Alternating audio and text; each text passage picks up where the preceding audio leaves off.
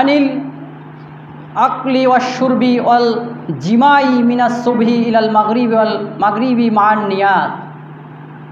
মুফাসসিরে কেরাম বলতেছেন যে সুবহে সাদিক থেকে নিয়া সূর্যাস্ত পর্যন্ত অল আকলি অশুরবি খাওয়া এবং পান করা, আকলুন মানে খাও, অশুরবুন মানে পান করা, অল আকলি অশুরবি খাওয়া এবং পান করা, ও জিমাই এবং স্ত্রী থেকে বিরত থাকা। কয়টা বিধান? এটা আপনার ফজর থেকে শুরু মাগরিবের আযান পর্যন্ত এই বিধানটা আল্লাহর কার্যকর।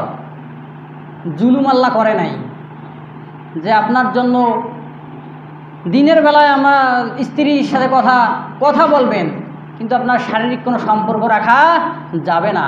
কিন্তু সম্পর্কটা আপনি রাখতে পারবেন ইফতারের পর, সিহরি খাওয়ার আগ পর্যন্ত আপনার এই সময়টা আবার আল্লাহ নির্ধারণ করে দিয়েছে। এই সময় আপনার জন্য আপনার স্ত্রী বৈধ। তাহলে আল্লাহ এমন একটা বিধান আমাদেরকে দিল, এই রোজা অবস্থায় কেউ যদি মিথ্যা বলে রোজা হবে না, অন্যের গীবত করে রোজা হবে না, অন্যের একটা জিনিস না বলে হাত দিয়ে নাড়লো ওর রোজা হবে না। রোজা শুধু আমি না খাইতেছি এটা নয়, রোজা আপনার অঙ্গ প্রত্যঙ্গ যা আছে সবগুলোকে রোজা রাখা লাগবে, সবগুলোকে রোজা রাখা লাগবে, তাহলে আপনার রোজা হবে, না হলে রোজা হবে না।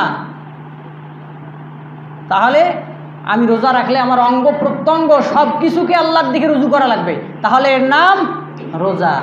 কিন্তু এরকমও লোক আছে দিনের বেলায় রোজা রাখবে আর বিকেল বেলায় অন্যের জমির আল কাটবে, অন্যের জমি থেকে না বলে জিনিস নেবে। আছে কি নাই? আছে, আপনাদের এলাকাও আছে। না না, আমি তো মনে করছি এগুলো আমার এলাকার কথা। আল্লাহর কসম মুসলমান রোজা হবে না।